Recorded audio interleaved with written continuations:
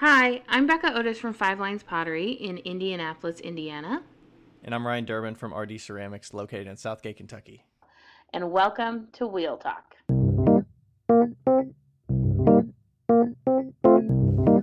Hey guys, we've loved answering all of your questions so far. If you'd like to hear your question on the podcast, please send them to us on Instagram at Wheel Talk Podcast or by email to wheeltalkpodcast@gmail.com. Thanks. Pew, pew, pew, pew, pew. Pew, pew, pew, pew. We're live.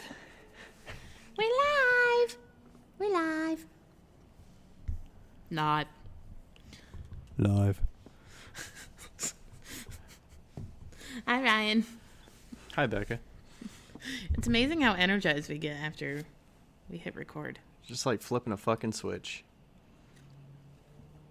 Flip it. Flip it good. Into shape. Shape it up. Shape it up. Move ahead. Get straight. Go forward. I don't know. I think I got the order wrong, but I think you got, I don't know. I don't know the rest. it's not too late to whip it. Whip it good. All right. Go. How's it hanging? Where are you at That's right good. now? I'm in Louisville right now. There's a pinball machine behind me. I might play some of that after we get done. I'm jealous. You're jealous, I know. I love that pinball machine. Yeah, you played it once when you were over here. Yeah. It's pretty fun. And I didn't want to go down. And then you played me in that stupid pool. Snooker thing. It's not snooker. Bumper pull. Bumper ball. Yeah, bumper ball. And you murdered me. Murdered me. I mean, I've played this game a few times, and I would Just a say few. that I'm pretty good at like angles and stuff, and like I played a lot of pool when I was a kid, like pool and like ping pong and stuff like that, like Yeah. and darts, and so Did you ever play wall ball? yeah, I played it back in the day, like in grade school. Yeah.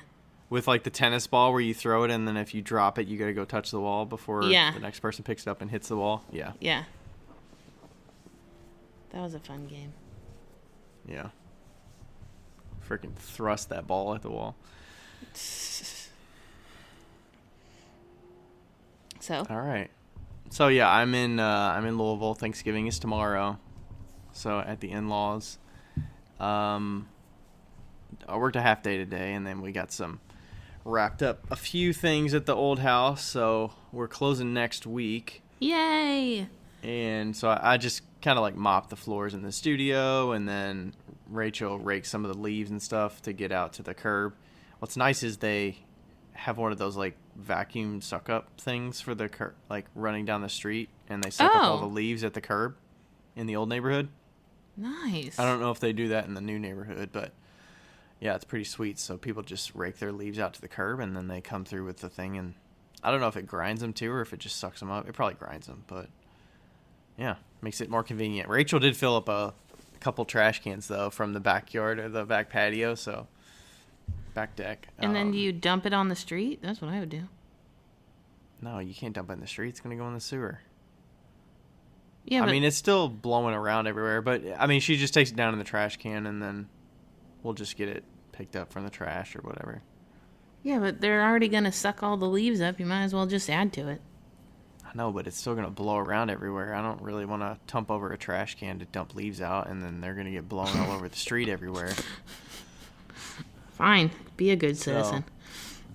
So yeah, we're pretty much wrapped up there, and we took the TV off the wall mount and swept up a little bit. So we're good to go there. Aww. End of an era. Yeah. Almost. I still haven't seen your new house, and I'm kind of actually, honestly, really excited that I haven't been there this whole time because I get to come and I get to, like, be surprised. Mhm. Yeah. Yeah, I guess Rachel probably hasn't shown a lot of it. And you saw it before we even, like, had anything in there. Yeah. You saw it when we Yeah. first looked at it, right? It was when we were scouting it out before we bought it? Um. Or was it after we bought it? No, it was after you bought it. Yeah, it was after. Okay. Yeah, because you told me you put the offer in, and I was the only one that knew.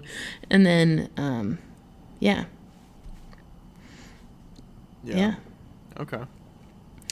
Are you going to Thanksgiving at your parents too, or are they coming over? Like, what's the? Oh, we're doing all the things. We're going to Rachel's brother's tomorrow, and then my aunt and uncle's tomorrow night, and then Friday is actually the one here at Rachel's Rachel's parents, and then we'll go to my family's on Saturday. Sweet mother of God, you guys are going to be so sick of turkey by the end of the weekend.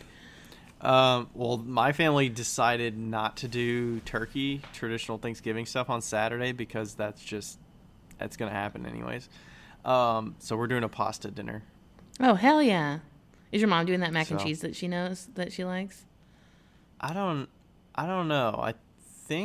I don't know if we're cooking different types of pasta, like angel hair, penne pasta, and other things like that, and then we're just having different sauces that you can like choose from. Oh, fun. But I wish we had some pasta making. We should have made some pasta or something. That would have been fun. I know. I wish I would have known. I would have even shipped it to you. Oh man, Not enough time now. We'll have to do some pasta. We'll have to do some pasta at our house at some point. Yeah. Or if I would have even known, Rebecca went down to Louisville to get clay. She could have just dropped it, given it to Link. Really? Yeah. Does she come to the Mudworks in Louisville there to get clay? Mm-hmm. Yeah. When That's we actually like 7 minutes from my parents' house. It's really close. Yeah. Only when she only does that when like there's a mix up with the shipping and shit like that. So the pallets. Because she gets and the shipped cold it weather. about like a pallet at a time, right? Yeah. Yeah. Yeah. So that's the weekend, and then we'll plenty of meals, plenty of family, all that good stuff. And Yeah. What about you? What are you doing this weekend? Well, yesterday we had our Worksgiving, and I saw that. Darth Ned from last episode. You found out that was him? It is Nick. And yes. And so we had our Worksgiving, and we had all the good stuff. It was so good. I made a turkey. Nick got a free turkey off of some app. And I made a turkey. I woke up at 6 a.m. and put the turkey in and stuffed it. And I shouldn't have stuffed it, but I did anyway. And then made stuffing and gravy. And the turkey took an hour and a half longer than it should have, or that it said it was. Have you cooked a turkey before? Do you, like, what goes into that? Do you have Yeah, to, like, obviously it's got to be thawed out and stuff, but. Yeah, I've cooked it. I started cooking turkeys in college, and I haven't for a while. But like I did my first Thanksgiving for people in college, and we had we invited all the people in the dorms that didn't have family to go to, and but yeah, I've cooked turkey plenty of times. However, this one was 22 pounds. It was fucking huge. And that's pretty big. Yeah, and so you like take it out of the bag, you wash it out, or I wash it out. I don't know if other people do. And then is there like insides in there that you gotta like take out and throw away? So the heart, or is it already... the heart and the lungs, no, the heart and the liver are in a bag, and then you just take those and transport them right to the trash. And then they're in a bag, like in case anybody wants to eat them. Yes. Or they're like in a that's weird. And then the gizzard, the neck. I think that's it's the gizzard is in the the neck cavity, and that I always use for gravy. So you just put in water and boil it the whole time the turkey's cooking, simmer it. And it's not a great substitute for gravy, but it works in a pinch. And then you clean out the insides, and then oil it all up. With just like vegetable oil or what? I put olive oil on.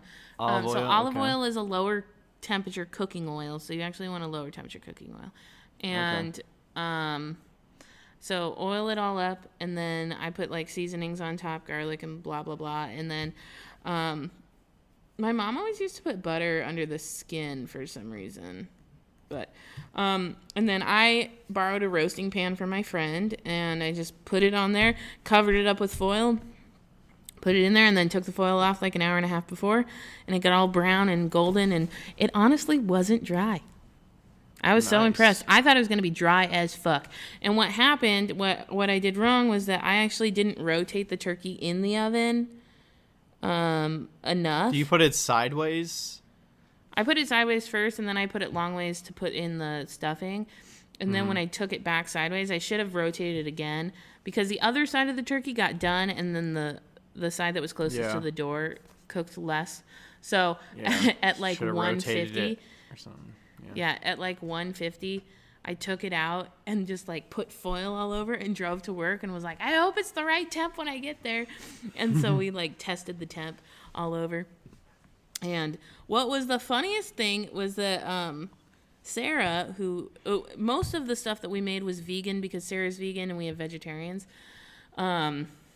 And obviously not the turkey, but like the stuffing, and there was like vegan gravy and all these things, right? So Sarah's our dedicated vegan, and she was the one who dismantled the turkey at the end of the meal. She knows how to carve a turkey. She knows how to fucking take it apart and like get all the meat off. Wow. She's a fucking boss. And I was like, Sarah, this is your job. So yeah, it was fun. We had mac and cheese that Mackenzie made. It was so good. And it's like cauliflower stuff. It was really good. So that's my Thanksgiving. I don't really have any family around here, so I'm not doing family stuff. And honestly, I'm fucking exhausted. So I'm excited to have just a day of nothingness. Yeah, because I'm guessing nobody's at the studio for Rebecca tomorrow or... No. Oh, well, today's Wednesday. Did you all end early today or not go in today? No, we had a regular day. And then tomorrow, and then some of us are coming in Friday. So. Okay, cool. So you get an extra day. Yeah. Well, and I've started working Monday through Thursday anyway, so same for me. But, yeah. Cool. Good stuff. Yeah. The thing is with the, like, cooking and stuff, like, I'm just out of the loop with that. Like, I don't know anything about cooking turkeys. I don't know about cooking hams. I don't know any of that. It's just, like, other people do that. So I just have no idea what goes into that. I'm sure I can just Google it. I told them next year I'm cooking a fucking chicken. There was not enough people that ate turkey. Turkey's overrated, I feel like. I seriously agree. Like, turkey is overrated. I'm just going to fucking cook chicken from now on. Like, a whole chicken. Roast a whole chicken just like a turkey because it's better. It's, like, smaller. Chicken is better than turkey. Fuck turkey. Chicken is so much better than turkey. Fuck turkey. I mean, a ham is better than turkey if we're just talking, like, main courses for Thanksgiving. Like, I'm totally 100% ham over turkey. Like, brown sugar ham, that's what I love. I don't know if I'm a ham over turkey. I do like turkey mixed into all of the things. Are you one of those, I was going to ask, are you one of those people that is, like, I think I know the answer to this question, but are you one of those separate food items, or are you like just mix it all together and eat like it all mixed? Tell me which one I am, Becca. You're the separated. I'm the separate. I'm not the mash it all together. No.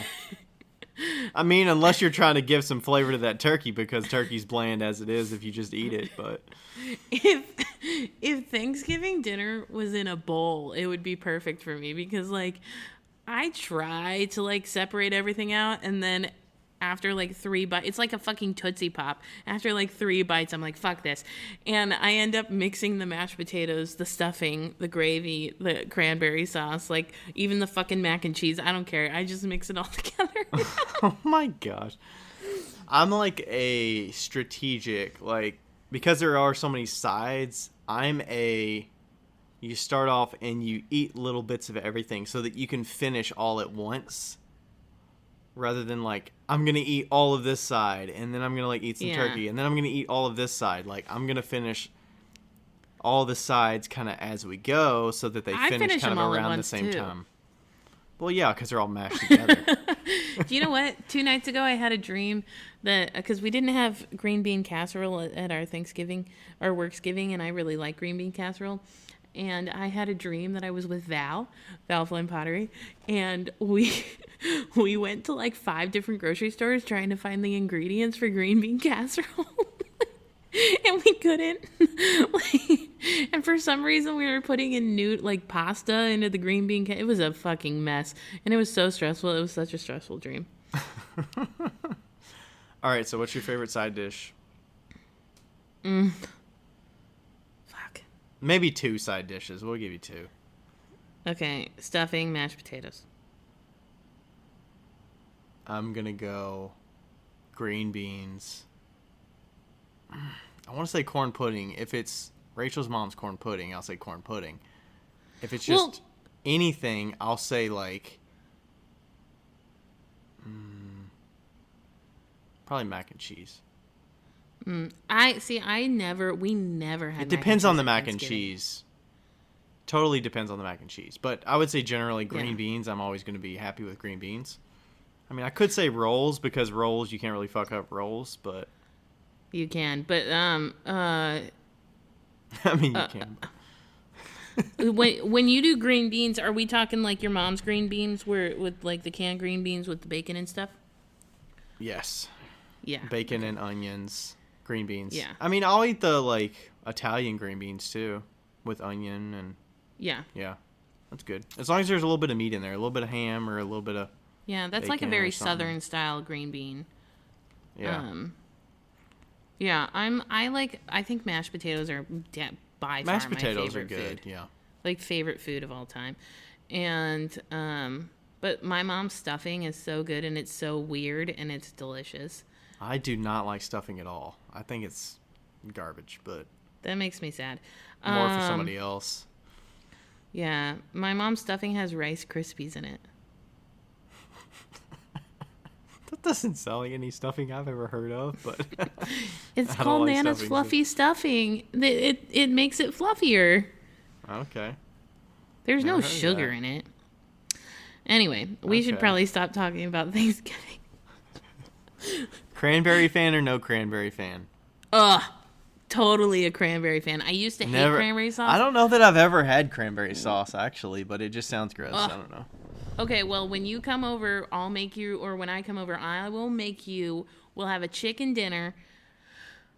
That's what, next time I come over, we're going to have a chicken dinner, and I'm going to make homemade cranberry sauce and mashed potatoes, and I'll even make my mom's stuffing and make you try it.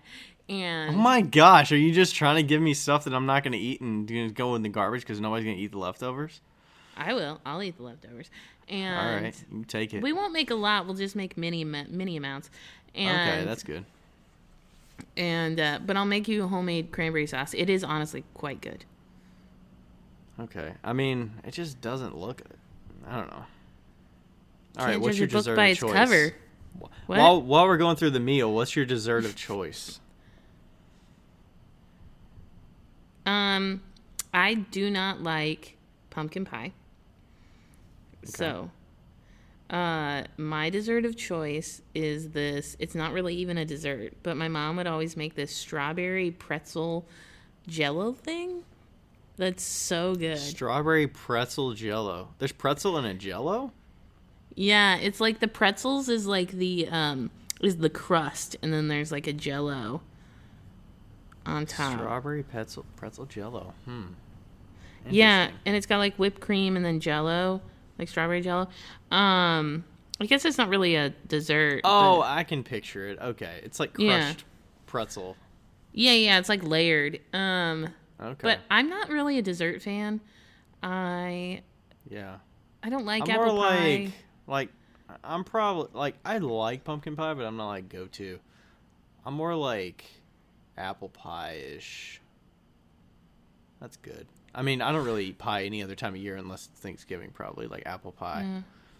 If somebody made a strawberry rhubarb pie, I'd be all fucking over that. Strawberry rhubarb pie, cherry pie, any berry pie. I love berry pies, but like apple pie and pumpkin pie are not my thing. Okay. Nor is pecan pie. Mm-mm. I just tried pecan pie for the first time. Rachel's mom just made some. Well, she's an amazing cook. Was it good? It was different. I didn't know what to expect because the filling is not a typical filling, or maybe it was because it was dairy free. Yeah. Because she can't eat dairy, so it was different. It was more like gelatin on the inside. I think that's how it's supposed to be. Okay. It's just I didn't know what to expect, so. Yeah. It was good though. Yeah, it was more crusty, which I like the crust, so. Yeah. I would skip all of dessert and have Thanksgiving a second time. That's valid. Or what about like sweet potato casserole? Like that's good. That would probably be my favorite dessert, if that's considered dessert, because I love that. I don't like sweet potatoes when they're sweet. I'm not a huge sweet potato sweet fan. Okay. I'm more of a savory sweet potato fan. I do love sweet potatoes, though. Okay. All right. There's your Thanksgiving talk for the day. 2 weeks later, whenever this is coming out. Wait. Okay, before we end, I just have to say my favorite part, though, if I'm at my house, is eating olives and, like, putting them on your fingers and, like, eating like, olives. Yeah, olives and peanut butter celery and cheesy celery before. What the fuck is that? Peanut butter you put celery? Olives on your fingers? You've never put olives on your fingers? I don't eat olives. They're gross. You're fucking crazy. Olives are vinegary, right? Yeah, I guess. We've already established I don't like pickles or any vinegary stuff. Balsamic vinegar. Like, get that out of here. Black olives? You don't like black olives? No. You're weird. I mean, some stuff I just say I don't like because I've never had it and it just seems gross. But, like, olives are in the vinegary family, and I'm just like... I don't think black olives are in the vinegar family. Green olives are in the vinegar family. I mean, I think I've had black olives on, like, a pizza before, maybe. Yeah. And usually I just pick those out and just chuck them, but... Oh, Ryan. I'm picky. I'm a picky eater. I know you are. What's funny about you is that you are a picky eater, but you're not at the same time. Like I could take you to any restaurant and you'd be fine. You know? Yeah, I mean, I'm not going to be like a headache to the server or anything, or like be really specific, but I'm going to be I'm a routine person. So like if there's something that I know is good, I'm going to get the thing that I know is good. I'm not just going to chance it with something that I'm not really sure about. Yeah. For sure. Okay, moving on. We have a review from you? We do have a review. So, this one came from Genuinely Ginger. I don't know if they are a ginger or their name is Ginger. Or maybe they genuinely like ginger. Maybe. Not a big fan of ginger tea. Ginger dressing, though. At the... Pickled ginger? Good. Hibachi. Like, hell yeah. Can you get that ginger dressing anywhere? I can't find it. I don't know where to find it. Hibachi grilled salad, you know what I'm talking about? Yeah, I know. All right, moving on. We'll figure out how to make it. All right, so this review titled Great for All Stages. I like that. Not for great for all ages, probably, but stages. We can do that. All right. I'm still new to the world of pottery and have built a mini studio in my garage because of no access to community studios this last year. I've learned a lot from you guys even when I didn't realize it. In a year of being back in clay, I can see lots of progress and I'm starting to feel more confident about my work. Thanks, guys. Keep on rambling. Love it. We will ramble. We will. And that ages comment was about our cursing, not like whatever. Wait, what? I said great for all stages, but I said maybe not for all ages because of the cursing and stuff. That's why I meant that. All right. I also wanted to read this message we got from Thistlemore Pottery because I thought you enjoyed it. It's kind of a... All right, it says, "Hey guys, just wanted to say thank you for giving me the confidence to do my first show. I only had a half booth. Cost was $12.50 for a show. And well, it would have been $25. Oh, I gotcha. Okay. Yeah. And I made over $700. Now I need to re-listen to the shipping and packing episodes to see if I can get past my fear and panic over selling online. Thanks, Thistlemore Pottery." I was like, these motherfuckers are all doing better than I ever did at shows.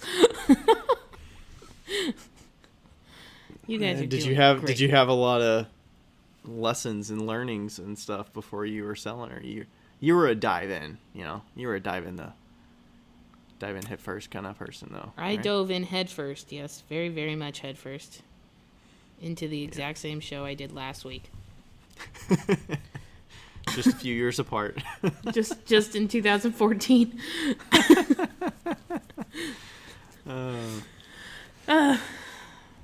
All right, Okay. do you want to read these other ones here, or Yeah. get us started with one Okay. of them? We got a long question, and then we got another one, and then we'll kind of go into the episode. So it says, "Hi guys, I've been listening for a while, and I'm just starting out, still a beginner, and your advice and guidance on the podcast is always so appreciated and entertaining. I love to listen to you guys on the commute to my 9 to 5, and gets me energized to get home and into my tiny little home studio, aka extra bedroom. Anyways, I wanted to ask a question, and I apologize if it's already been addressed in a previous episode. I'm very new, and I've just finished my second art show. It went so well, and I guess I'm still underpricing my work since I always get the "you should be charging more for this" compliments, quote-unquote compliments, from customers and other vendors, even after slightly raising my prices from the first show. However, I get stuck on a few. It's only been 2 or 3 people, you know the type, with the smiley face with your tongue out and the eyes are crooked, who ask for a discount if they buy multiples, aka, if I get 2 mugs, will you give me a deal? I have said no, but I get so tongue-tied and don't know what is a good response. I feel like I just awkwardly am like, no. They have always ended up buying them too full price after. Do you have any go-to responses for questions like this that I can go to instead of awkwardly tripping over my words? Thank you so much for your help, and sorry for the long message. That's Pine Bug Pottery. Pine Bug Pottery. I had this experience at the last show I did. It was about spoon rests. My spoon rests are $15 a piece, and she was like, "Hey, if I get 2 of these, is there any discount?" And I was like, "No, not really." So that was kind of my simple one, but sometimes if they're feeling me out for a deal, I mean, I'm not generally going to be a hard no and be kind of nope. But I might throw it back and say if you get 4, you'll get a deal or something like that. Maybe upsell them a little bit on something to say hey, I'm willing to do it for this, but not for this minimal. Because spoon rest, for instance, I sell those hand over fist. I can't keep them in stock. So depending on the item it is, I'm not going to discount it. But also if they're asking for a discount, they're coming in and, I don't know. If they're a repeat customer, maybe. But I mean, usually repeat customers aren't going to, but even if it's mugs and stuff, I don't know if there's anything that if they were only buying 2 of something, I would give a discount. Yeah. Usually the only thing I do is 3 shot glasses, you save $3 because it's listed there with a price, and then maybe some mugs, but they'd have to be buying at least 4. Yeah. I've had a lot of people What do you say? tell me this exact same thing, And I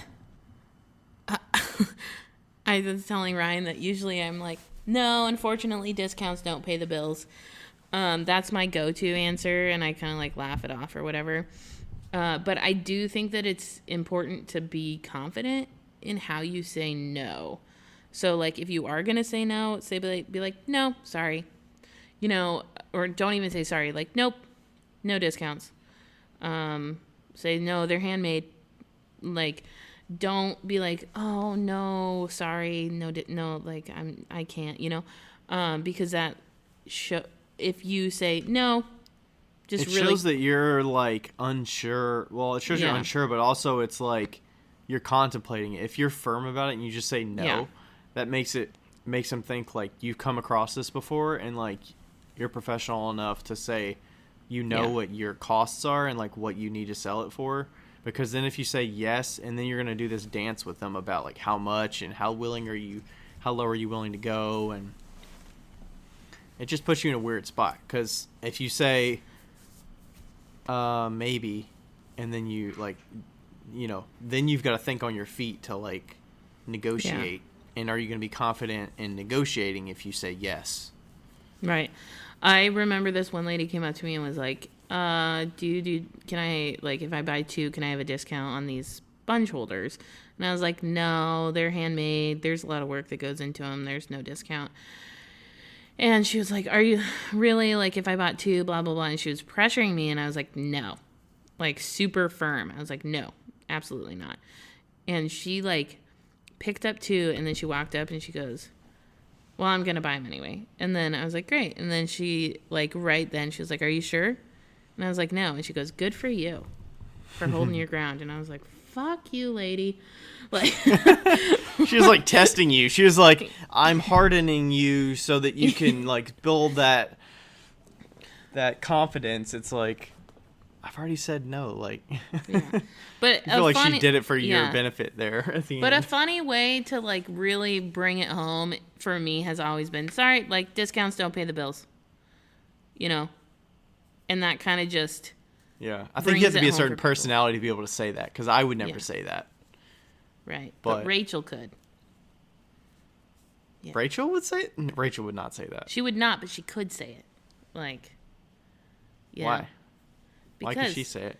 She's kind of spunky in that way. Not with strangers, though. Sometimes. It depends. I don't know. Maybe. Anyway, moving on. Okay, here's another question. It says, do you keep separate inventories for shows and online sales? What is the best way to sell seconds? I always worry that selling them alongside my firsts will somehow devalue the first. Is that crazy talk? Do you use different selling platforms for certain works, i.e. the certain lines, styles of pottery you create? And then it says TTFN. And I said, what the fuck is that? He goes, what does TTFN mean? That's from Simone from Eastern Slope Ceramics. And then I was like, TTFN, ta-ta for now. And then I played this for him. The wonderful thing about fingers is fingers are wonderful things. The tops are made out of rubber, the bottoms are made out of string. The bouncy, bouncy, bouncy, bouncy, bouncy, bouncy, bouncy. But the most wonderful thing about fingers is I'm the only one. I'm the only one. TTFN, ta-ta for now. And what is that from? That's from Winnie the Pooh. Okay. Never saw that part. Is that like a common thing, or is that... Yes, it's super common. He says it every time he leaves. Okay. It's okay, though. And which character is that? Tigger. That's Tigger. Okay. That's Tigger. But also, I looked up online, and TTFN was invented or became popular in World War II in Great Britain. Because it was ta-ta, which is another word for goodbye. Ta-ta for now. Anyway, so do you keep inventories for shows and online sales, separate inventories, Ryan? The only thing I keep separate are the smaller things, because I know that I need a big quantity of them to make sure that I have certain colors. So, I mean, if something is online in the shop, I will keep it separate. And then I'll try to keep like a couple separate bins of shot glasses and spoon rests, just in case. And then everything else is just in bins and like ready for shows. So I don't really, like those are just free game for whatever. And shows are priority for me, so I do pretty much keep show inventory like set. Like I make sure I have enough for shows first and foremost, because if I'm out at a show, I'd much rather sell certain mugs that I know are popular at a show instead of doing the work to like photograph them and list them online and all that stuff. But yeah, I mean, I'll start separating some things out and like organizing a small selection of mugs or something that'll go in the shop next, but I only separate them if there's something actively on the shop. So, what about you? I don't separate them, but I do have different things online than I would take to a show. So, and I don't have things online all the time either, so I have updates, you know? Yeah, I don't either. I just have like a few items all the time. Yeah, if I took like a fancy cup to a show, I would just take it offline if it sold. But like typically I'm gonna go to a show, and if I don't sell anything from the show, then I'm gonna put that online as an update. Because ideally, the best scenario is to sell it in person, so you don't have to ship it, and you get as much money as possible. Right. For that item, and risk of breakage and stuff. Like, there's so many variables that are removed when you just sell it directly to somebody. Right. As far as seconds go, the best way to sell seconds, I personally have always sold seconds like on the bottom shelf, like in the corner of my booth, and I like put a little sign there. I don't think it devalues your work. There's a lot of people that do, but I know that people love a deal and a seconds bin, so I keep it. Do you individually mark items as seconds, or are you marking the whole bin as X dollars per piece or something? Or I just put it down there and I say half off. Half off, okay. Seconds, half off. Okay. Do you have it like in one bin, or is it on like shelves that's open? Or like a bottom shelf or whatever, yeah. Okay. So you just say like this shelf half off. Yep. Do you label it as seconds, or Yes. is that confusing? I Okay. do. Or I say imperfect pieces. Okay, Yeah. gotcha. Yeah, I've never actually sold seconds at a show before. I think if you do tend to sell them, like, don't just intermingle them with everything else. I did take a few mugs to my show this past weekend and just intermingled them. And if somebody picked them up, they would have happened to see that it was discounted, and I would have called it out, but it wasn't like actively advertised. I mean, generally the seconds, I want to sell those first and foremost if I can. So I think labeling them appropriately is good so that it draws attention to them. Because, I mean, you want to get rid of those pieces ideally. Like, that's for sure. And sometimes, and I also, like, I know some people won't do this, but like if I accidentally put a pinch pot or something up and it has an S crack on the bottom, and when I'm checking the person out, if I see that S crack, I will say, "Hey, this has a tiny crack in the bottom that is totally fine as far as functionality.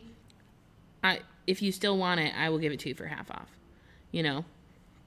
So I point out the flaw and then I reduce the price. A lot of people would just put it in the bag and not tell them.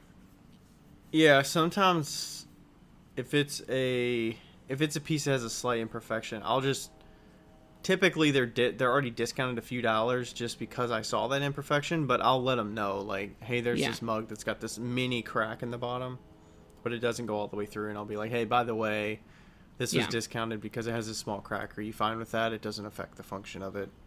Right. It's just a visual thing, and just to make sure, and then they'll appreciate that. I would say even on seconds, like I've said this before, but I had a lady buy 2 wine glasses that were in the seconds bin, and then she ended up buying 8 more firsts, 8 more wine glasses the week later. So at the first price. Yeah, at the first price. Do not discount your seconds. I mean, like, do not discount the value of them, or the benefit of having them out there. Yeah. The only other way that I've sold my seconds are for mystery boxes. Oh, yeah, mystery box sales. I think that's a great way to get rid of them. The number of times they hang around, they just get annoying to a point where you just want to get rid of them, and mystery boxes are a great option to do that. So, price them appropriately, and then I sell those online, so I haven't done those in person at shows or anything like that, but I think just, price them appropriately and giving somebody the option, yes, seconds are fine, or no, firsts only, and explain what the seconds are in the listing so people know what to expect. And usually I'll give a couple more pieces that are seconds, so like everything is not seconds that they're buying. They're buying mostly firsts with 1 or 2 seconds. Charles, Jesus. Charles. Coming in hot. Also, I wanted to say, when I do updates, I also include a seconds. section. So, like, if I do an update and I have 50 mugs and 4 of those happen to be seconds and they have glaze defects or whatever, I will put seconds in all caps and then reduce the price and put it on there. And people are completely fine with that, and usually the seconds all sell out. So when you reduce the price, are you just reducing the list price, or are you doing like full price slash I do a and sale. then there's like a discounted? Okay. Yeah. I think that's the best way to do it, so they can see like what the original price is. I feel like that's a good selling tactic rather than just saying like, well, this one's 30 and that one's like 50. For sure.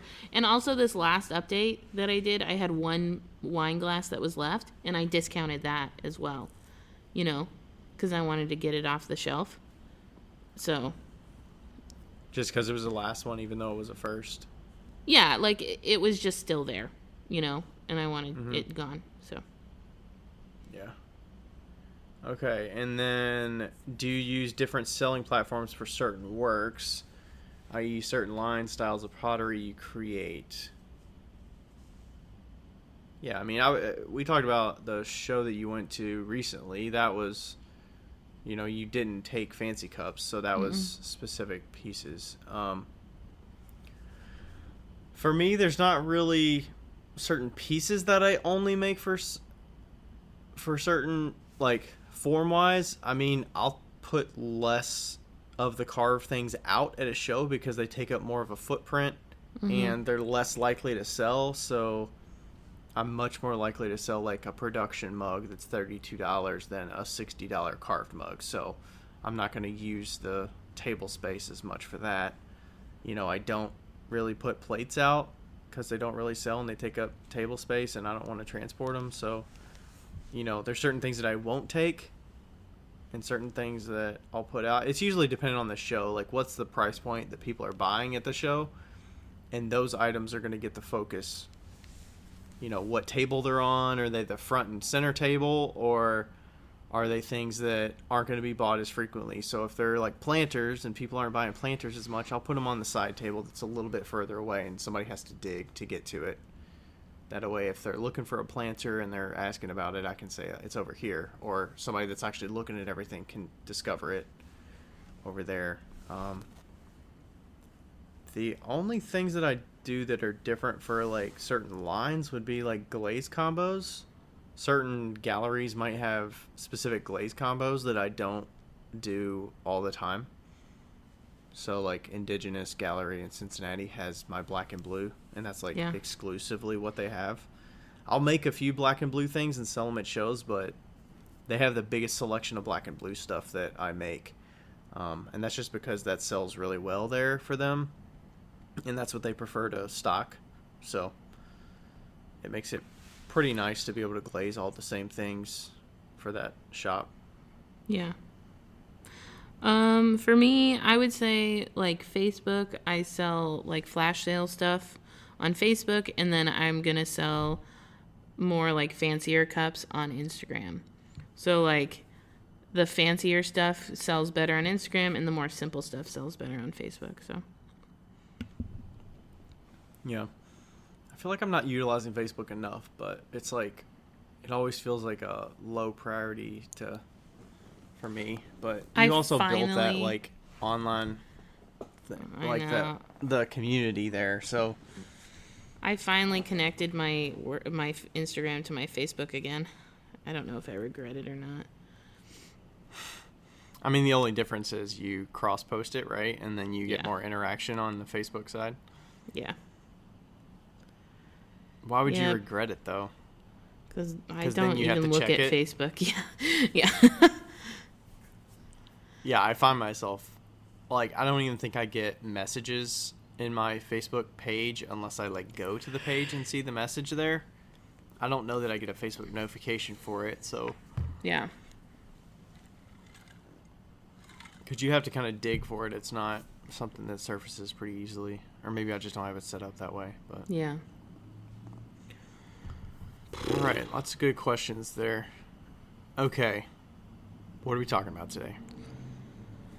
Well, I just had an update, and you wanted to hear how that went, and we'll just talk about like updates and online shit.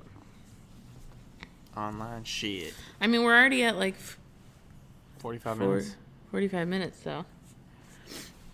We've kind of, yeah. Yeah. So when did you do your cup date? My cup Fancy date. cup. I like fancy that. update. I like cup date. I like that. Fancy cup date. The fancy cup date. I did it on Saturday at noon Eastern Standard Time. Yep. And I asked people to share on Instagram. I saw that. Did you get any prompt of like why you just asked people, hey, can you please share this? Yeah. Because I feel like you got like 10 or 15, like 10 to 12 people that shared it. Yeah, I was just like, hey guys, could you please help share this? Because I have an update. That's pretty much it. That's all it takes. Sometimes you feel guilty about sharing stuff, but when you don't ask for much any time, then you ask for something, it's like, Yeah. it's nothing for people So to that share. was nice. People shared it. And I mean, I try to share people's updates when they have them. I haven't been as good about it recently, but yeah. And so, oh, sweet mother of God. Okay, sorry. That was a big one. I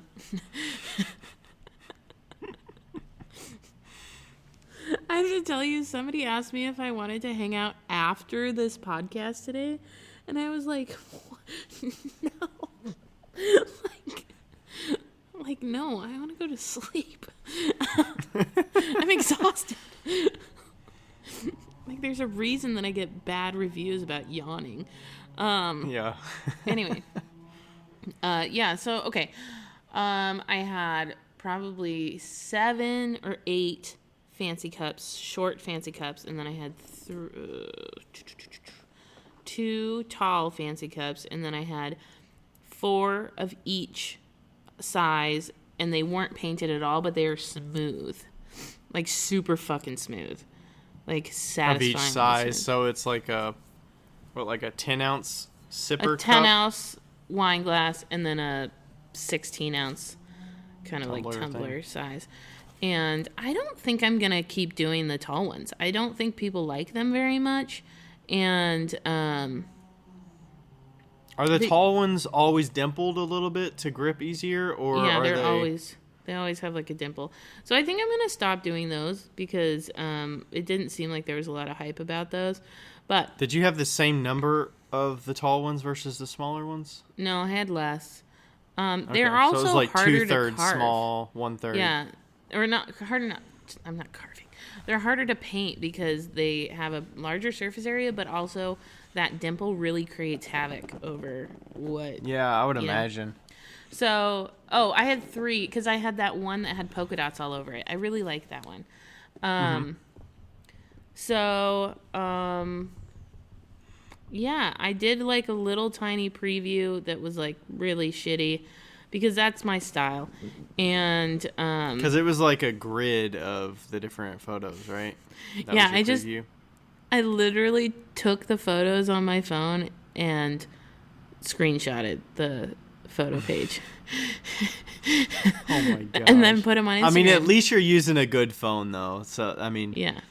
That's like sometimes Rachel. I get on Rachel because sometimes she will she'll look at photos on the web and she'll do a screenshot on her computer and do like the drag. I'm like, oh my gosh, you got to save the image as so it's like the best quality that you can get, not screenshotting it because it's gonna look terrible by the time you put it wherever you're putting it. I am that's Rachel. Just my, like, anyway, that's my web mind, I guess. So, I'm like, I want the best quality.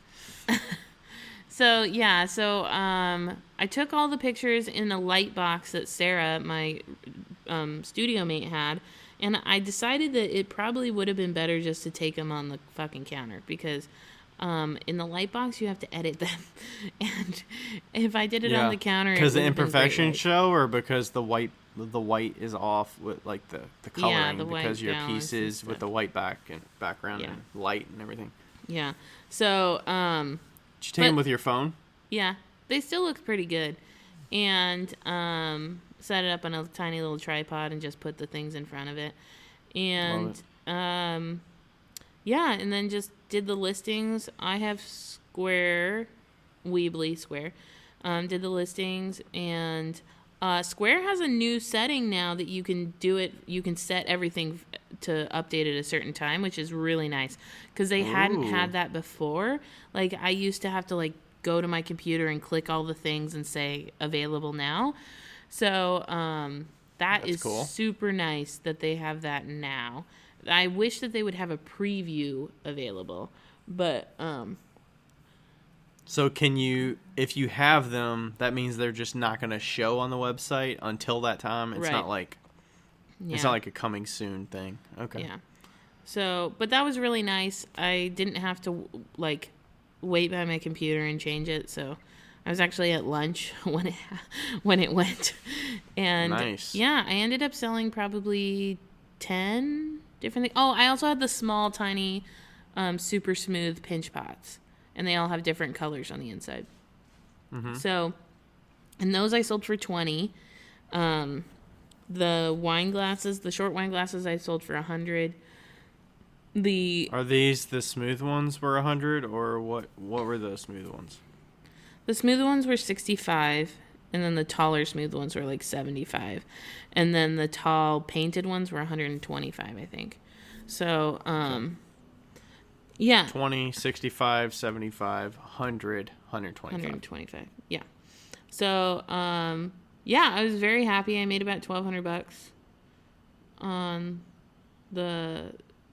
from people doing it. And, you know, it was like 10 orders, and like 2 of them came yesterday, and the rest of them came on Saturday. And 1 Canadian, and the rest were in the United States. Cool. So were they all pretty, like, rapid? Yeah, it was. Or most of them? Yeah, it all happened in pretty much the first hour, so that was good. Yeah. I mean, having the fancy cups that are one-of-a-kind pieces, those are going to drive some traffic, I think. I was surprised which ones sold first, you know, and which ones haven't sold. Like, there's one on there right now that hasn't sold that I was like, I really like that one. So, yeah. I wonder the fancy cups, like, I think even if you just did the preview of those, like, with a little video of you, like, turning it. Yeah.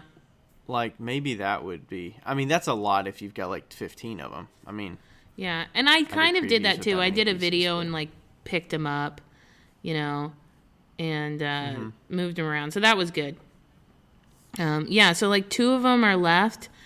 And I really like the second one that's left. Like the first one, it's just a triangle and it's got nothing else on it because I wanted to try to like do something super fucking simple. And then the second one has a triangle with a line going out of it. So it looks like the triangles on top of triangles were pretty popular, which this is good to know. Like an hourglass kind of look? No, it's just like a triangle, and then I put a different triangle in on top of it. Oh, it's like, yeah, kind of like a prism. Layered over it, yeah. Oh, okay. And in a shiny glaze, so the stroke and coats are on top of and then like the base triangle is always a gradient. Yeah. So. Yeah, it's fun because you're kind of getting into you have enough sort of that you're like seeing which ones are got quickly. There was one that was purple. It was like purple and then a lime green, and it's so cool. Like that one was my favorite one for sure. Yeah. I'm gonna do more of that color combination. So are you using that at all to influence what colors you do or what kind of designs you do? I heard you say the taller ones are like less. I mean, it sounds like they're more work, so if they're not selling as much, the work on them is. Or is there like a design choice that could be different on them that doesn't make it as difficult? Well, I think the polka dots on the tall was fun, and I think that people really like that. But I'm not sure that people... Well, and it's hard because most of the tall ones were like the super smooth cups, and it's hard to really explain how smooth they are. Mm-hmm. You know, like they're like so satisfying.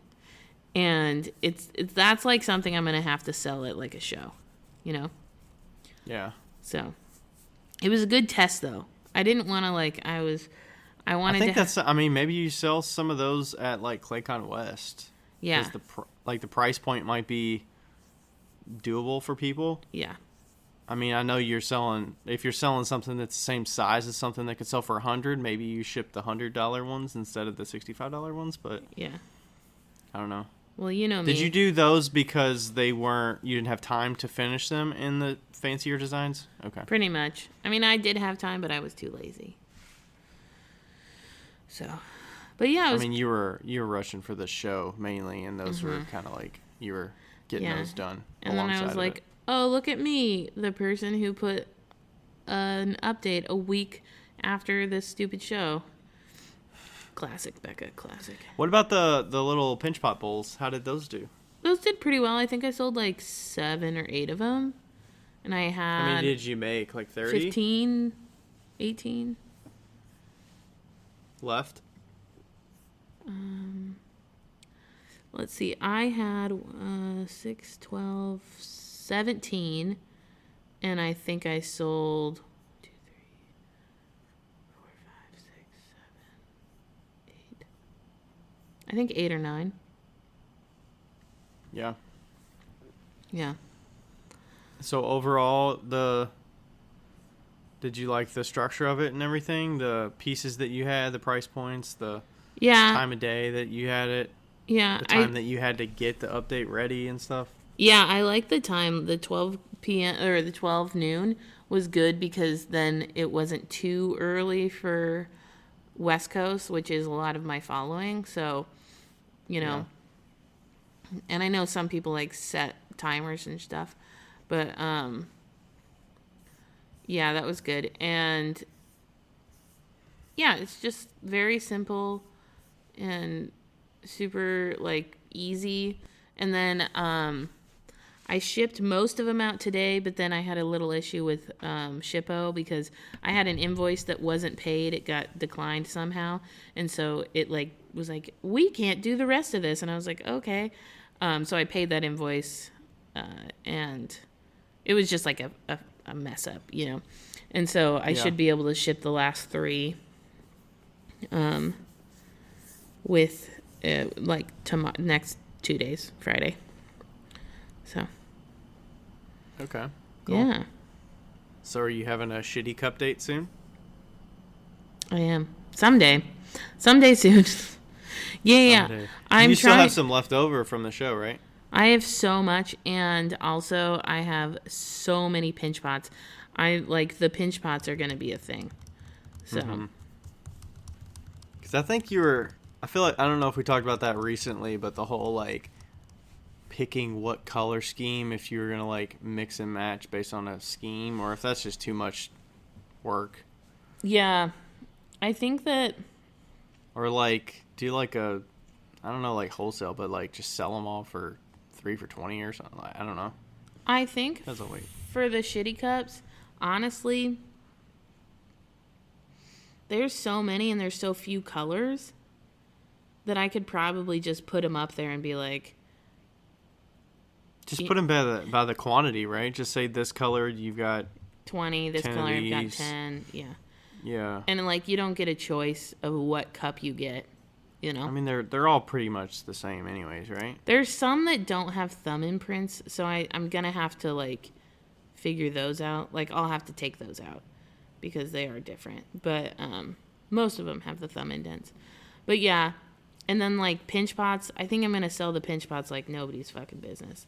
So, but those I don't know. Those like I can't sell just one pinch pot for $8 or $10 and then ship it for $5. You know, like somebody buying one pinch pot. With shot glasses. I know, but like somebody buying one pinch pot online, it just seems like a waste. It's crazy, but I think it's because it's Etsy. I'm getting a lot of people that are searching and they're finding them because they're affordable, $8, and you get it to you for less than $15. Like I get orders randomly that are for like $12 or $13, and I'm like, oh, it's a shot glass. It's one shot glass.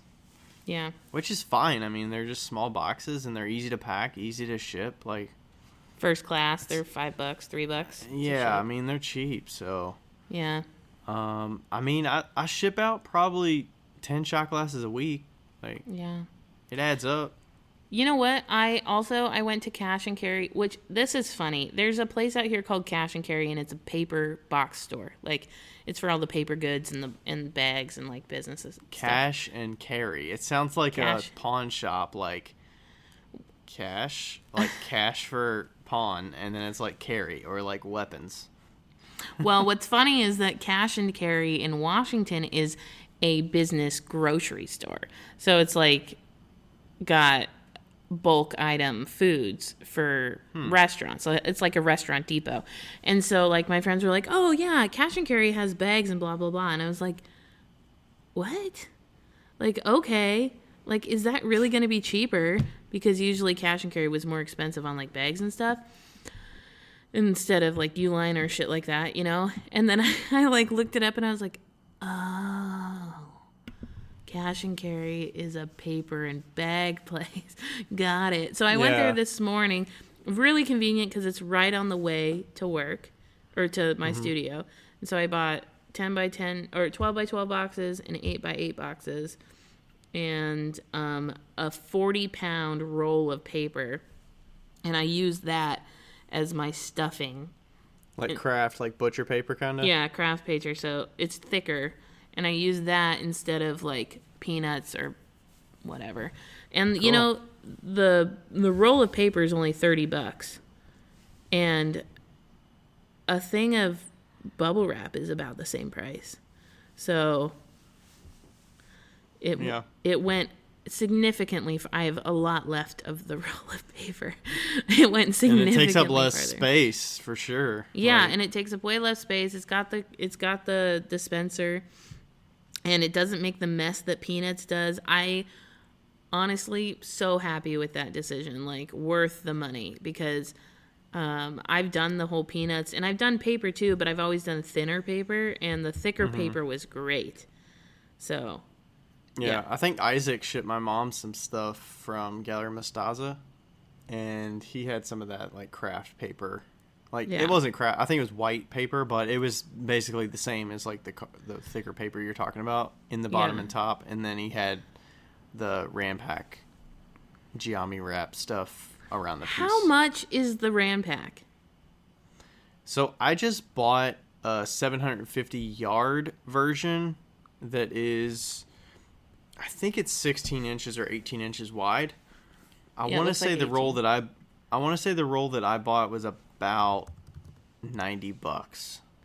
That's so much money, Ryan. But it's efficient. I don't know. Is your roll of paper on a spool or something so it's like easy to pull and rip and? Yeah, it's on the dispenser that we have. Like the little stand. Okay. It's how wide is it though? Is it 18 it's like inches. 16 inches wide, 18 inches. Yeah. Okay. Yeah, I mean they've gone up a little bit. I mean, the last time I bought it, I think I paid $75 for it. But I mean, the place that I bought it from, all these different places, I think they compete and they buy them wholesale and they sell them for a profit. So they're marking them up, I don't know, $20 or something. Okay, so I'm on Uline. I'm on Uline right now. Which Yeah. I know everybody hates Uline. It's fine. We're just using it for prices. We're not buying anything. But a 16 by 750 size roll is $80 for one. Of what? Bubble wrap. Bubble wrap. Okay. Yeah. And then if you got a 12 by 750, it's $45 per roll. Okay. Paper. So that's pretty comparable with the Giami wrap, the Yeah. Rampack. It depends on how much you're paying to ship it too, but it's kind of the same. Craft paper for them, an 18-inch roll. One of them is $27. 40 Is pound. it 750 yards? 1,200 yards. Or is it? Wait, I was saying yards. I think 750 feet Feet. is what it is, not Yeah. yards. So Sorry. 40 pound, 900 feet, 18-inch roll is $25. 40 pound, 900 feet. Okay. That's pretty cheap. I mean, Yeah. 40 pound is not super thick. I would say like paper that you get, like printer paper, is like 24 pound, 28 pound. So Right. 40 pound is probably like a little bit heavier duty, but not like... It's got cushion to it. Has it got That's what some I used heft? today. Okay. Yeah, it's got some cushion to it. I would probably go with 50 pound or 60 pound if you're going to use it primarily for packing. And the 18-inch for 600 feet is $23. Okay. And if you're going to So is that the same paper that you use at like shows that I have Yeah. on my roll? Yeah, it's Okay. it's just a heavier. A little bit thicker than that. Yeah. And then like Uline has the indented paper that has like cushion to it. And those are 23. Oh, there's like, never mind. Don't do those. There's like not any weight. But okay, so what's the Giami? It's, what is it called? Ram pack? You can look Wrap Pack. WRAPPAK.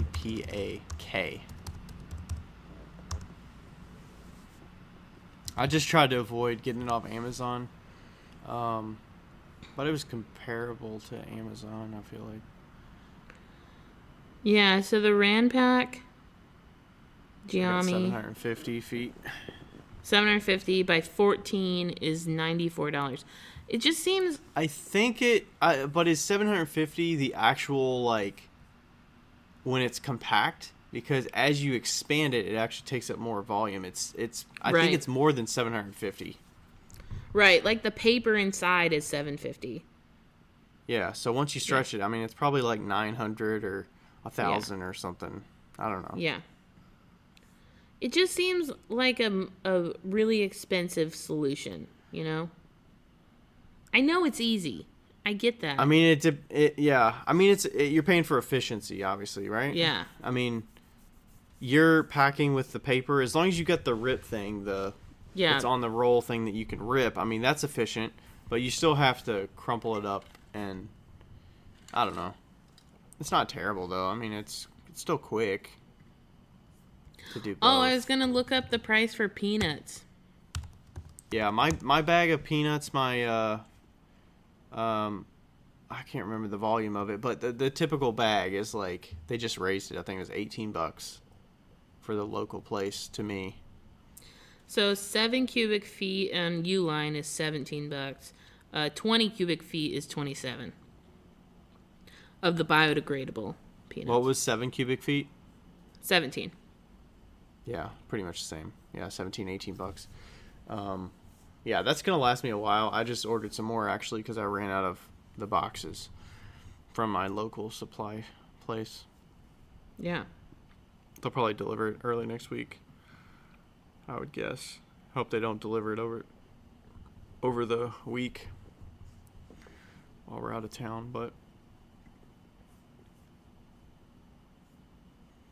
Would you do what do you, did you pack any of those 2 at a time, like in the same box? Did you still do the paper and just wrapped it really well, or did you have some cardboard or something that you stuffed between them just to be sure? Or I just stuffed paper between them. I don't have any Paper cardboard. between- I wish that I Yeah. would have gotten like 4x4x4 boxes, because I would have put the fancy cups like in those boxes in the box.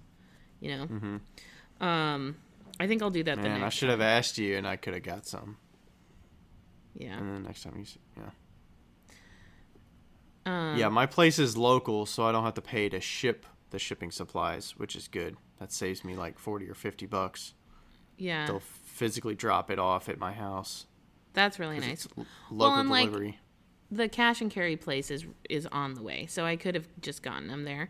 But yeah, I think I'll do that the next time, just so that I can have like be sure. But Yeah. I like 8x8x8 is such a big box, really, for all that stuff. So I don't think they'll have any issue. And I was just like throwing them on the floor, and Sarah was like, "You're just throwing them," and I was like, "They're gonna do that anyway." Like, Yeah. but That's what Isaac sent his stuff in. I don't know what my mom got. I think she probably got like a pumpkin or something, or maybe not a pumpkin, because I think they sold those out too quick. She must have got something from him. I don't know what she got, but Yeah. yeah, they were shipping 8x8 boxes. 8x8x8. So is that placed with the packing stuff? Is it like reasonably priced? Is it like competitive? Or close I feel to like it? I feel like their boxes were too expensive, but I don't know. I haven't bought boxes in a while. Okay. The place I get them from are about, for the smaller ones, they're about 30 cents a box or 25 cents a box for the small ones. Yeah. For the 4x4x4 or 5x5x5, they're like Okay. 25 to 27 cents a piece. Yeah. So for an 8x8x8, I think, I don't remember how much I paid. So for an 8x8x8, U-line is 57 cents a box, and it's 25 bucks, or 25 boxes. So 57 cents a box? yeah, so it's like $14.25, and I want to say that I spent more than that, significantly. Wow. But yeah, how much? And you pay like how much? I'm per looking box? at it. Stock shipping box for 8x8x8. Oh, these are 48 cents for 8x8x8. Yeah, so I mean, I get a lot of the smaller ones, so 4x4x4 I get a bunch of 26 cents, 28 cents for 5-inch one. I get a lot of 6x4x4, 27 cents. So yeah.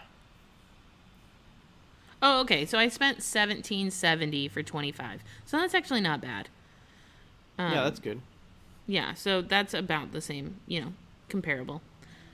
I mean, it's $3 more, but I didn't have to pay to ship it, and I didn't have to shop at Uline. could So Pick it up on the go, like right yeah, there. and you're supporting local, which is like way better. So yeah. Yep. Okay, cool. Yeah, I think I'm gonna do a update here soon. Just a small like mug update. I took some photos the other day in the backyard. I'm still figuring out my photo situation. I did them in the backyard on a couple pieces of like cedar pickets that I sat Yeah. on top of a block. I mean, you probably saw the picture on Instagram. But yeah, I got the daylight and then just did it like during my lunch or something. And it was pretty easy actually. I mean, I had to adjust the lighting because it was so bright. I'll have to play around with that. I'm not looking forward to that because normally I would do it in the studio and the light's always the same. So I don't have Yeah. to change the amount of the time. I always take it at time value with my DSLR camera so that Rachel can edit the photos on the drive after. Just because I don't want to clog up my phone, and it's kind of awkward to do my phone on there. I don't know. But maybe I'll do my phone down the road because you can crop it square, which is nice, That's what I do. and then just do it quick. You should But I don't- consider getting a light box. It works pretty well. Yeah. Yeah, I'm thinking about where I would put it though. Maybe I'd put it on top of a kiln or something and just take it while like, I'm not using it and stuff. Yeah. But yeah, I'm gonna do a mug update soon, and I use the Etsy thing, and then I'm still continually selling those shot glasses all the time, and spoon rests aren't going as quickly. They're just kind of sitting there. And I've had those seconds mugs on there forever. So like, I would say seconds on your website, maybe not the best thing to just individually list them unless you already have a big demand for those, Yeah. your work already. But I mean, even if I was selling firsts on there that were carved mugs, like those are tough. Like if I have too many of them, then Yeah. I don't know. There's something about limited quantity that drives the sales that like, people can grab them, but might be taking those seconds mugs down soon. Because, I mean, I dropped them by like 25% at one point. Maybe I'll do another sale on them at Black Friday or something for a week and see if anybody else wants them and drop them like to 50% off or 40%. I mean, I just kind of want them gone because they've been lingering. But I don't know. I don't know that I want to even take them to show with seconds and stuff on them. Yeah. Oh, I forgot to tell you. I was going to tell you a fun little story. So, I was like sanding the bottoms of these pieces that I was getting ready for the update. And Matthew from downstairs, he's a woodworker. He comes up and he's like, hey, I have 2 kilns and I have a kick wheel. And I was wondering if you had any interest in them. And I was like, well, I don't have any interest in the kilns. Absolutely not. Did you even look at the kilns, or I've did seen you just them. say like I know no, what the okay. kilns look like. Yeah, and that's like people trying to get rid of kilns, and they're like, "Do you want a free kiln?" No, I don't want a free kiln. No, they're in great shape. They just don't have the control boxes. Oh, and okay. so yeah, no thanks. I was like, "Don't want the kiln, absolutely not." And I go, "But what kind of kick wheel is it?" And he's like, "Well, come down and look at it." And I was like, I go down, and it's a fucking oh, now I'm gonna lose the word. Lockerbie. Yes, it's a Lockerbie. It's a Lockerbie kick wheel, and I learned how to throw on a Soldner kick wheel, which is a cement base. Lockerbies are metal bases, so I haven't had one that was actually fast.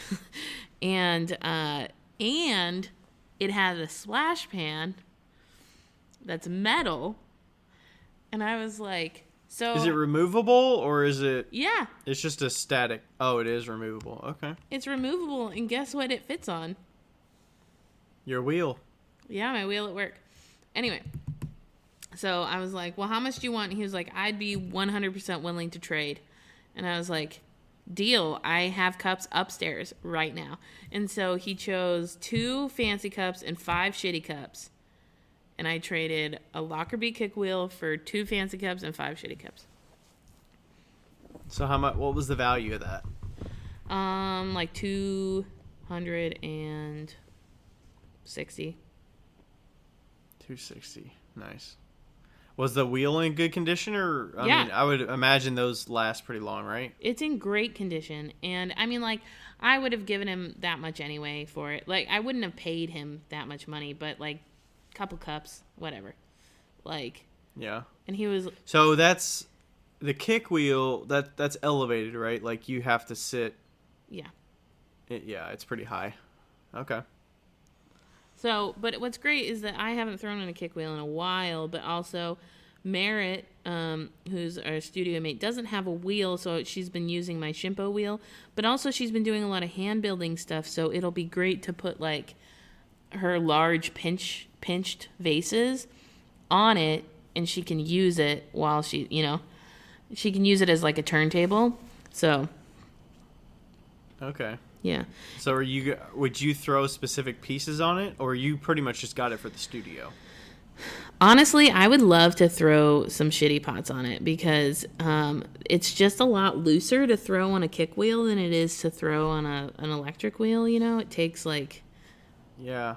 I've only thrown like 2 pieces on a kick wheel, and it was at NKU. And I want to say... I don't know if it was a metal stand or if it was a cement. I think it...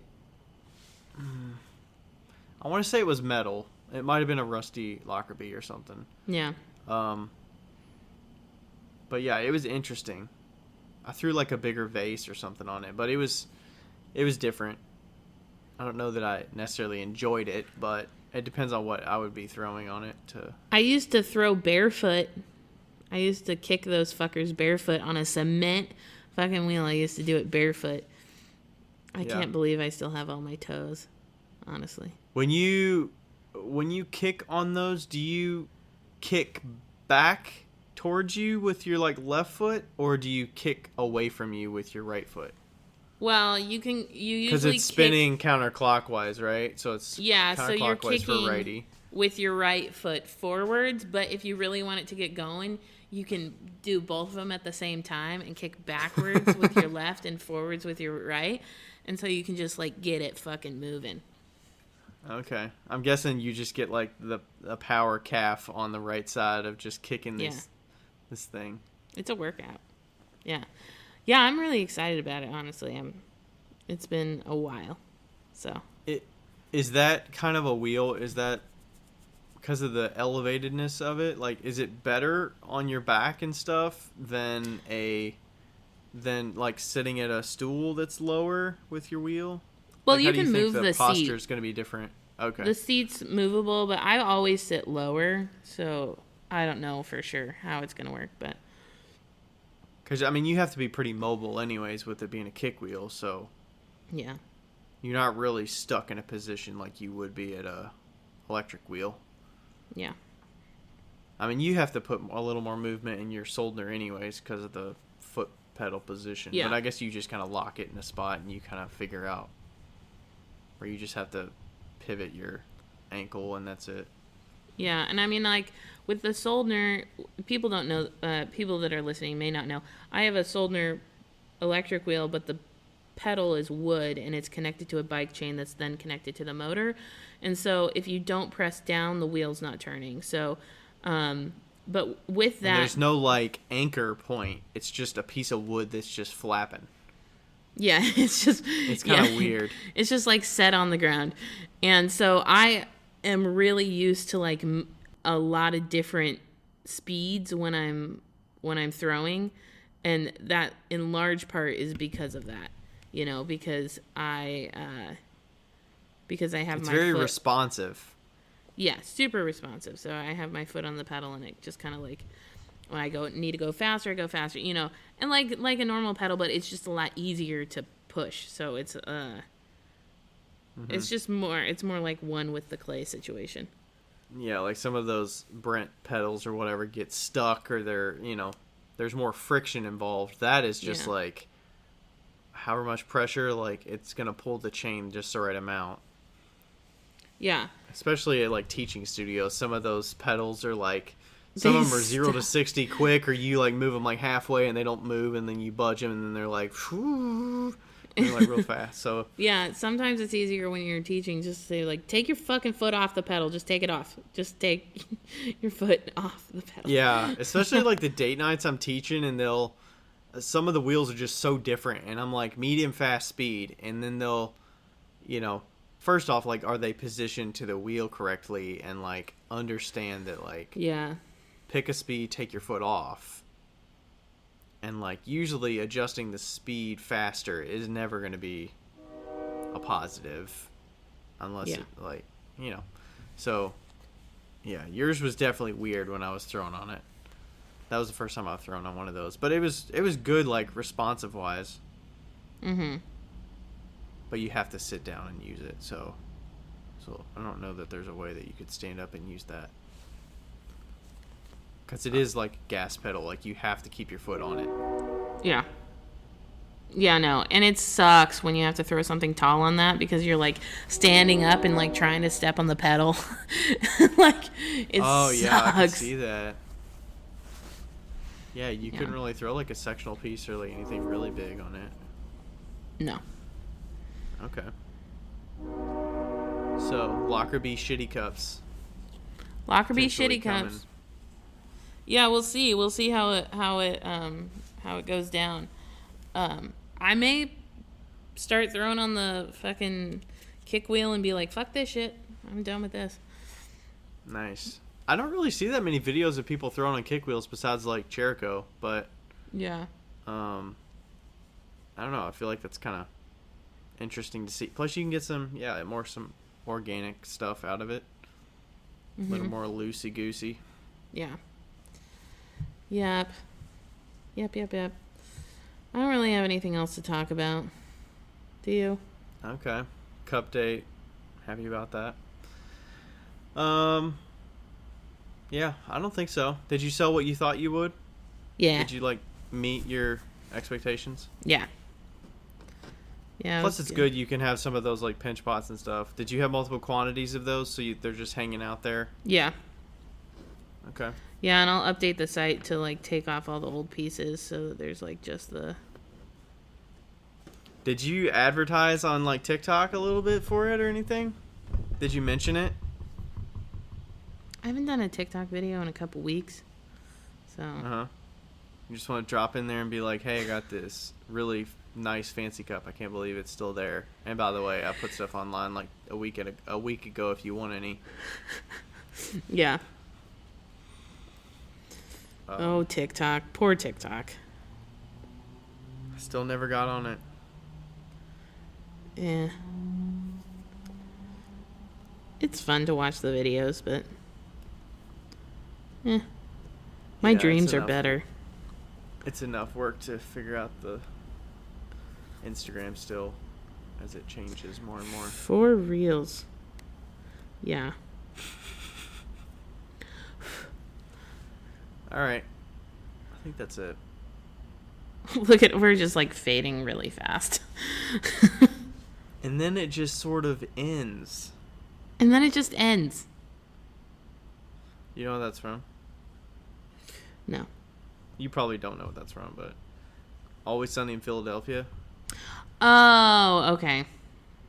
They're talking about the Dolph Lundgren movie. Mm-hmm.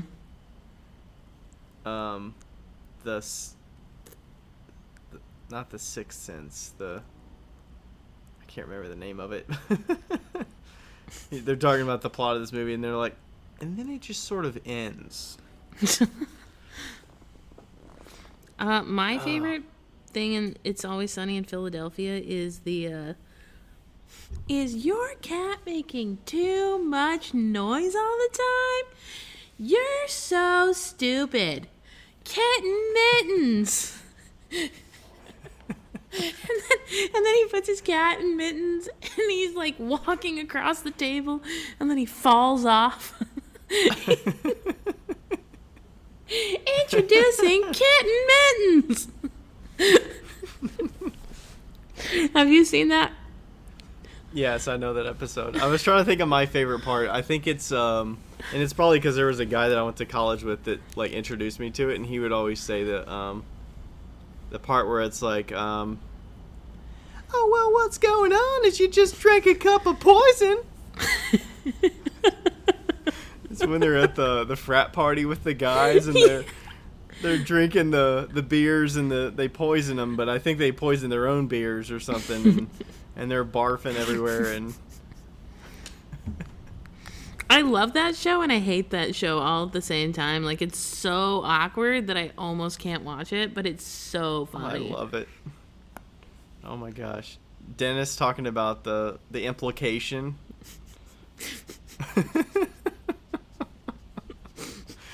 Oh my gosh, I love it.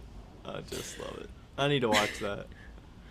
They took it off Netflix, so I'm like, Oh, that's a bummer. they actually just started a podcast called It's Always Sunny podcast, I think, or It's Always Sunny Philadelphia podcast. They're like Oh, that's recapping nice. episodes, but they're not really recapping the episodes. They're just it's Mac, Dennis, and Charlie, and Yeah. then they just talk about like episode by episode what was going on when they were making the episodes or writing the episodes, and they just kind of talk as friends about random shit. But I was hoping they were actually going to talk about the episodes, but I don't know. We'll see. All right. That's it. Bye. Bye.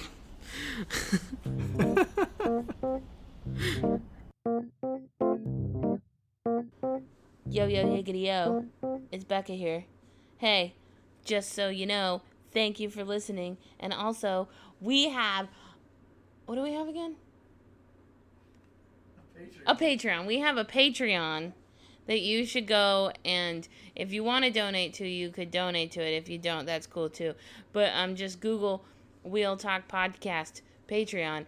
Don't do the other one, because there is a Wheel Talk on Patreon, but it's not us. So make sure you get the right one. It's in the show notes. And also, leave us a review because they're fun to read. Okay, bye!